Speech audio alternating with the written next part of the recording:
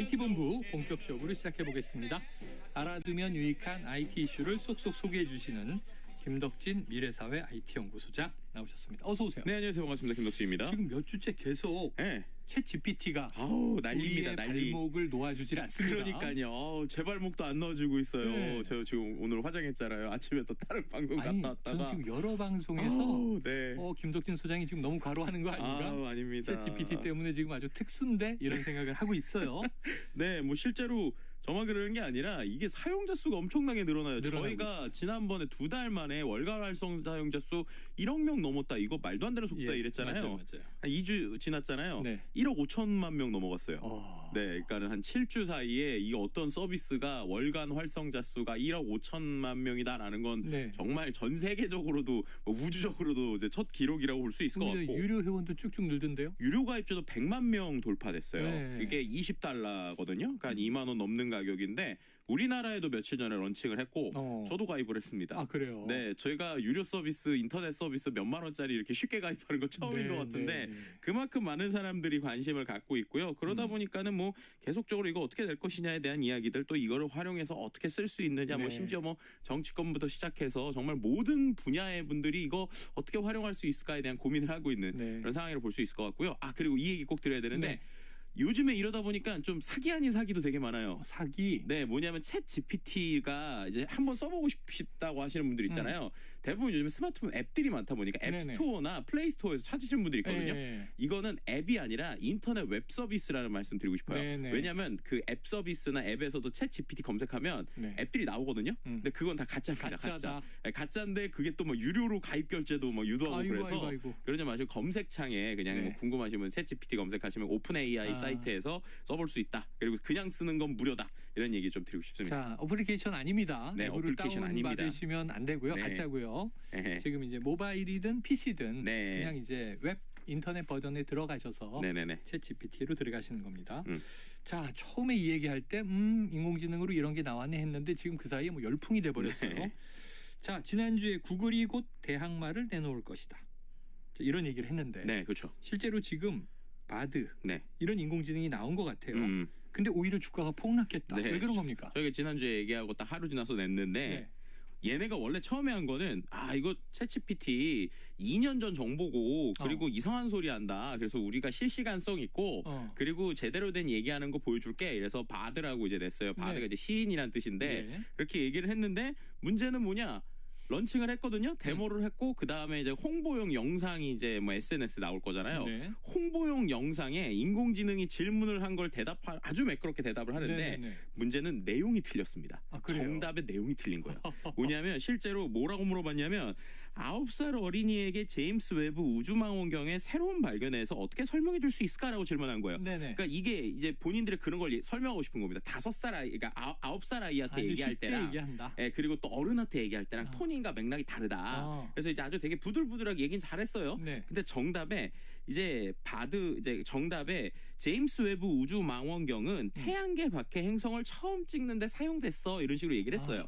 그래서 이게 영상으로까지 나왔으니까 신기하네 했는데 갑자기 그게 올라오니까 SNS에 이거 아니야 라고 사람들이 댓글을 다는 거예요. 그래서 봤더니 이게 그 제임스 웨브 우주 망원경이 아니라 2004년에 유럽 남방 천문대의 망원경이 있는데 그게 태양계 밖 행성을 처음 찍는 거거든요. 그러니까 답이 틀린 거예요. 그 이후에 여러 버전이 나왔고 가장 최근에 제임스 웹이 가장 선명하게 고해 상대로 찍었죠. 그렇죠. 근데 처음 찍은 건 아니니까 그거에 대해서 그렇게 되니까 문제는 이게 또 그냥 데모 때 틀렸으면 모르는데 영상으로 나왔잖아요. 그렇죠. 그 말인즉슨 이거 분명히 몇 번 컨펌을 했을 텐데 구글에 있는 사람들도 이게 틀린지 몰랐다. 그러니까 홍보 영상마저 틀릴 정도니. 이거는 거의 뭐 오히려 장점이 아니라 이거 제일 부작용을 제대로 보여주는 거 아니냐 이러는 바람에 시가총액이 150조가 증발하는 정말 사태가 일어났었죠. 이거 마케팅 담당이 파이어 됐을 것 같은데요. 그러니까요.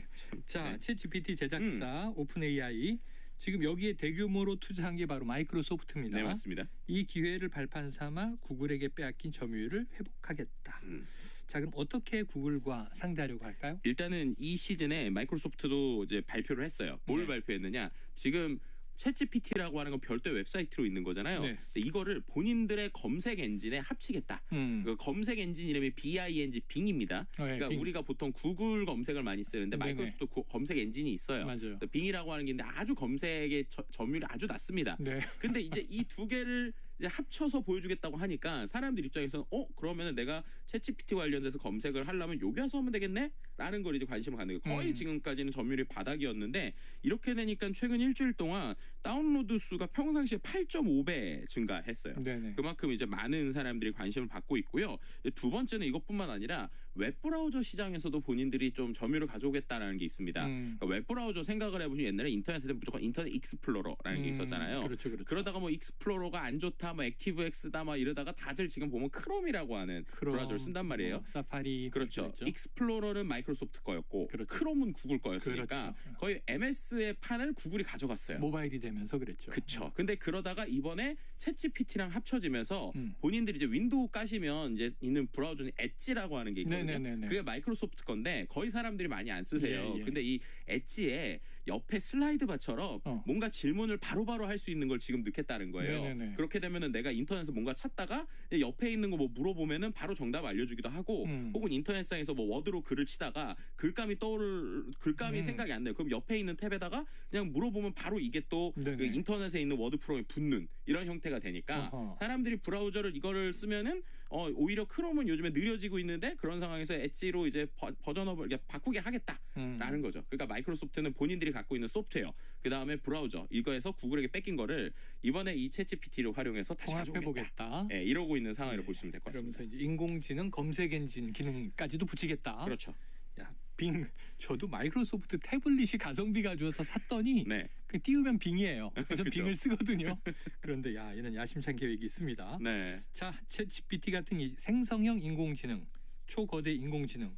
자, 이게 급부상하니까 웃고 있는 회사가 있다. 어디입니까? 주가가 엄청 다시 오른 회사인데요. 엔비디아입니다. 네. 엔비디아가 생각해 보시면 한때 인공지능 딥러닝 할 때 엄청 떴었잖아요. 그랬죠. 그러다가 또 뭐 우리가 토큰 채굴 막 이럴 때 엄청 떴었잖아요. 그러다가 이제 메타버스에서 조금 이거 뭐지 하다가 최근에 어디다가 인공지능 그 GPU를 써야 되지 하다가 엄청 주가가 떨어졌는데 이번에 다시 이제 또 급증하는 거예요. 왜냐하면 앞서서도 몇 번 설명드렸지만 이 챗GPT에 들어가는 어떤 알고리즘이 엄청 똑똑하다기보다는 정말 뭐 이게 이렇게 표현하면 좀 무식할 정도로 많은 리소스를 넣어가지고 엄청나게 빠르게 돌리는 거거든요. 확률이다 이런 얘기 그렇죠. 했었잖아요. 근데 그렇게 할 때 일반적으로 우리가 컴퓨터에 있는 CPU는 이 칩 자체가 똑똑해요. 그리고 여러 가지를 할 수 있어요. 근데 비싸고 열이 많이 납니다. 근데 이 GPU 그래픽 칩은요 딱 한 가지만 잘해요.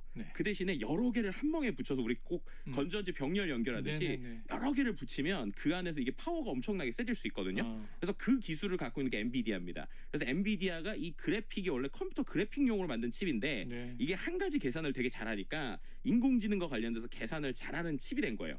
그래서 이 칩이 지금 갑자기 엄청나게 많이 팔리고 그리고 이번에 이 챗GPT에 이 그래픽 장치 엔비디아에서 만든 아주 비싼 그래픽 칩이 있는데 A100이라고 하는 칩이거든요. 그 칩이 10,000개가 쓰였다는 거예요. 그러니까 결국에는 누구든 지금 뭔가 이런 인공지능 만들려면 무조건 이거 칩 필요하네? 라고 하니까 갑자기 이 칩이 막 올라가고 있고요. 또 거기에 또 우리나라에 또 같은 수혜주가 있는데 바로 하이닉스입니다. 왜냐하면은 이 그래픽 카드에도 또 메모리가 들어가거든요. 근데 그 메모리 고성능 메모리가 다 하이닉스 거예요. 그래가지고 또 하이닉스도 갑자기 또 이 D램이나 이런 쪽에서 이거 어떻게 해야지 하다가 엔비디아가 잘 되면서 하이닉스까지 같이 지금 막 지금 주문이 들어오고 있는 상황이다. 뭐 이렇게 좀 설명드릴 수 있을 것 같습니다.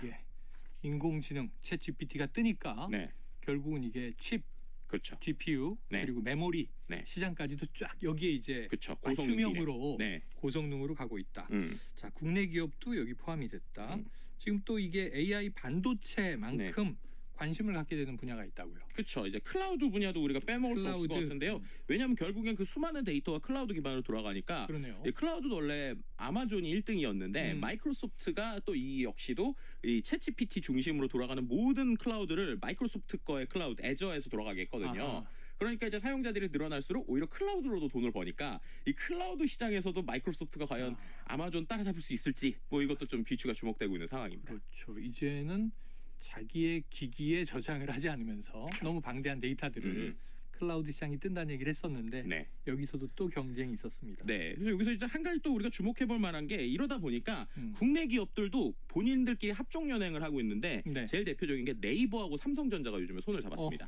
왜냐하면 네이버가 우리나라에서 소프트웨어적으로는 이 인공지능 연구 제일 잘하거든요. 네. 그리고 이제 삼성전자 아까 말씀드린 대로 디램이나 여러 가지 또 이제 인공지능 반도체를 팔아야 되는데 이제 어쨌든 엔비디아랑은 손잡기가 애매하니까 그렇지. 자체적으로 또 만들어야 되잖아요. 그래서 이 두 회사가 작년 12월부터 손잡고 계속적으로 연구하면서 네. 이 AI 반도체 시장 또 선점하기 위해서 지금 연구하고 있습니다. 국내 1위이면서 뭐 네. 글로벌 기업이기도 하죠. 자, 국내 기업들의 이런 합종 연행 또 성과가 크게 났으면 좋겠습니다. 세상이 뭐 매주 바뀌고 있는 것 같아요. 그러니까요. 저도 뭔가 공부를 열심히 해야겠습니다. 어쨌든 김덕진 소장만 믿고 갑니다. IT 본부 김덕진 미래사회 IT 연구소장이었습니다. 오늘 말씀도 고맙습니다. 네, 감사합니다.